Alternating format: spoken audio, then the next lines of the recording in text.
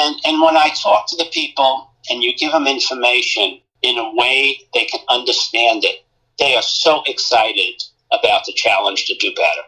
But we've kept that information from them. We felt that the people that are remote to them, sitting in their offices looking at spreadsheets, can have the answers to the questions, and it doesn't work that way. So I saw how excited people could get, how we can empower them, how it brings out the most in people, and that started me on my lean journey. Welcome to the American Lean Podcast, where we cover 5 topics in 5 days in about 5 minutes. The only place in the world where you can get daily lean coaching. Your host is Tom Reed, and he shares his 30 years of experience and covers leadership, culture, entrepreneurship, lean methodologies, Industry 4.0, and interviews special guests on their lean journey. We're glad you're here, so let's go. So welcome into the American Lean Podcast. It's Friday, so that means we talk with companies on their lean journey. And today I'm lucky enough to be talking with Gerry Solomon, who used to be a vice president of Marquis Ward United, which is a large manufacturer of converting equipment for the paper industry, as well as he's an author. He's written a book called Who's Counting? So he's a fellow author. So welcome in, Gerry. Thanks for joining us. My pleasure. Looking forward to it. Tell us about yourself and give us an introduction. Okay, I've spent 40 years in the industry. I'm fortunate. I'm retired right now and have had a lot of chance to reflect on my 40 years. Half of those were as a CFO at a number of middle market companies, and the other half were as an operations leader at companies. And my background is unique. You mentioned a book I wrote, Who's Counting? It's a lot about accounting. I'm considered a thought leader in lean accounting, one of the handful that started that whole, I don't know if movement's the right word, but I'm not a CPA or an accountant.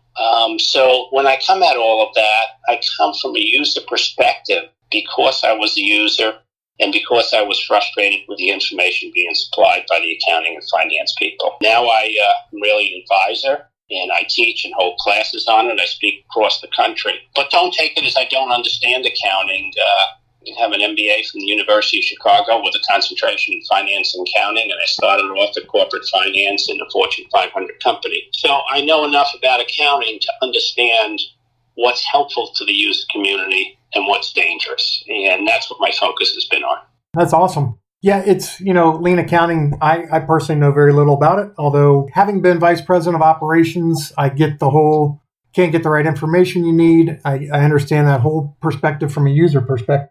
Hopefully we can get some people engaged in using lean accounting. That would be nice. Yep. So tell us a little about when you were VP of Ops at Marquis Ward United. Can you just give us a little background of what you did from a lean journey perspective there? Well, from a lean journey, the whole gamut. You start at 5S, you do setup reductions and those kinds of things, and then you realize you really need to take this seriously and do a meaningful implementation of lean in a value stream. So we formed 4 value streams at our company, and from soup to nuts, we divided up departments like engineering or supply chain and put them into value streams. Okay. And then we took our most critical value stream and we reorganized everything, gave them a separate place in the plant, focused on the key metrics serving the customer, changed all the financial reporting, really empowered the people to run the business, put visuals in place, didn't use MRP, brought down the inventory,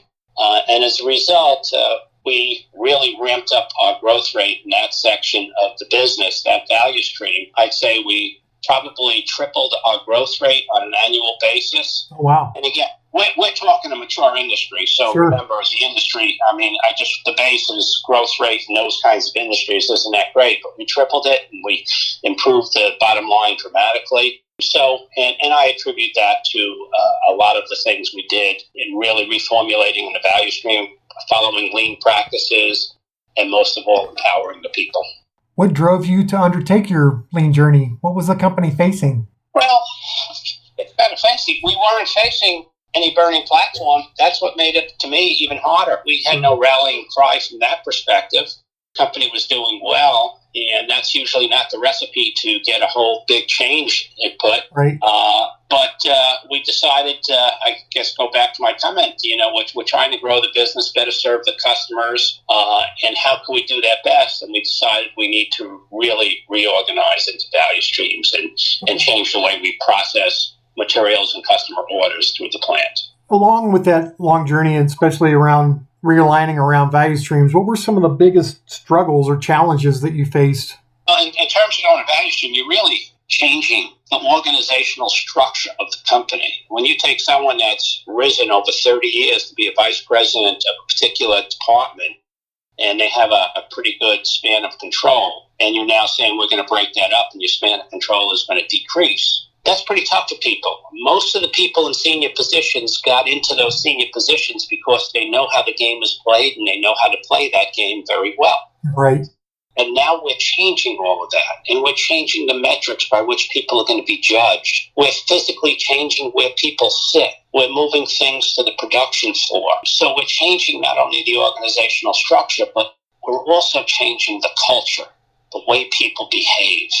That is very difficult, and the more senior you are at a company, the more difficult it is because you have these embedded practices that have gone on for decades. Yep. So, yeah, absolutely. I mean, the status quo is best for them, right? Mm-hmm. Right. They're entrenched at what they do. They're successful at what they do and how they do it. So, and like you said, and tell me what's wrong with our business, why we need to do this. Right, Just because you want to do it, Gerry, it doesn't mean we agree. You mentioned kind of those struggles and getting people to change, and it sounds like that was the impetus for you to write your book. Well, my book, believe it or not, it's 2020. I think it was published in 2001, 2002, which means I started thinking about writing it in 1998, before any of that was even done. And when I go and look at the book today, nothing has changed. Really been on this journey since the mid-'80s before I even knew how to spell the word lean or what lean was. And it goes back, really, Tom. In the 1980s, I was the CFO of a heavy manufacturing company, and we got a new president. Manufacturing wasn't doing that great. And the president said, Gerry, I'd like you to take charge of operations. I'd like you to be in charge of operations. And that was a little shock to me. Right. And it was an awakening for me. Up to this point, I had been providing a product to manufacture, and that product was financial information. They were my customer. So now I moved from the supplier of that product to the customer of that product. And I realized that product did not serve the customers very well. Sure. It did a great job for the board of directors. We had venture capital. It did a great job for them. It did a great job for the banks. But the people that can make a difference, the people that add value every single day, it was no use to them. And so I started playing with looking at the data completely differently. And if you want, I could give you an example. And this example really set me on my journey. We had a foundry, only new foundry in New England in decades. We were pouring gray iron, and they had just gotten a consultant in to figure out, when we make a part in this foundry, you pour the iron into the patterns. There's multiple parts on each pattern. But one of our big costs, you're talking in the 80s in New England, was electricity. Right. Yep. The cost accountant consultants came up with a great way, not a great way, they thought it was a great way, to allocate the cost of electricity based on the number of pounds in being poured into the patterns, so you could allocate it by part, etc. Now, that seemed great, except we were a seasonal business. Sure. If you understand the power bills, which no one did, when we're not operating at a very high percentage of capacity, we're throwing big negative variances, or unfavorable variances, I should say, and vice versa when we're in season. They're taking the electric cost, which was millions of dollars, and spreading it like peanut butter, and no one understood it. We got the people that really dealt with this on a day-to-day and taught them what an electrical bill consisted of, how there's the man charges, usage charges, time of day, seasons, peak, intermediate, a whole host of things the power company puts in there to keep you confused. We also had the power company come in and measure the consumption and the demand draw during the course of typical days. And I just shared that information. All of this was done with the people that operated the machines. And when I shared that information and they fully understood it, they said, Gerry, we're just going to do a few things, and we're going to change the way we start the shift. Instead of coming in at 6 a.m., pressing the go button on the heavy machinery that consumed the most electricity, we're going to stagger the start of our shift. We put a light bulb on. It's red when we're starting up our machine. When it's going full bore, it's green. We're going to sequenced the startup of these 4 big pieces of equipment by 10 minutes. So they staggered the start. So they went out and bought the 4 light bulbs, spent a few bucks, and for that they saved $250,000. Wow, that's great. Fantastic story. And when I talk to the people and you give them information in a way they can understand it, they are so excited about the challenge to do better. But we've kept that information from them. We felt that the people that are remote to them, sitting in their offices looking at spreadsheets, can have the answers to the questions, and it doesn't work that way. So I saw how excited people could get, how we can empower them, how it brings out the most in people, and that started me on my lean journey. Great impetus there. But if you want, I could give you what lean accounting is. Yeah, please. I'm going to assume that probably not everybody in our audience knows much about it. What lean accounting is from your perspective and how you manage it and how it's benefited companies that you've worked with. Well, lean accounting really consists of 2 parts. We combined it under the heading lean accounting. But accounting has a role of operating an accounting department as well as keeping score of a business. There's lean accounting is no different than lean manufacturing or lean product development or lean whatever. Lean accounting is applying the principles of lean to make the accounting department as efficient as it can be and empowering the people to change the processes in the accounting department. The other half of lean accounting is called accounting for lean. And that's where you have to change your accounting scorecard for the business to make what we call a plain English scorecard or a plain English profit and loss statement so that everyone in the company understands how to read the P&L. They understand it. They understand how their actions change the numbers on there, what they have to do to improve, etc. It gets very much away from our standard cost accounting with variances and absorption and those types of things, and goes to value stream costing, and a very different display of the plain English P&L. It conforms to generally accepted accounting principles and all of those things. It's accepted by auditors. Numbers of companies do it. We had Ernst & Young, not a problem. But it will change the way everything looks.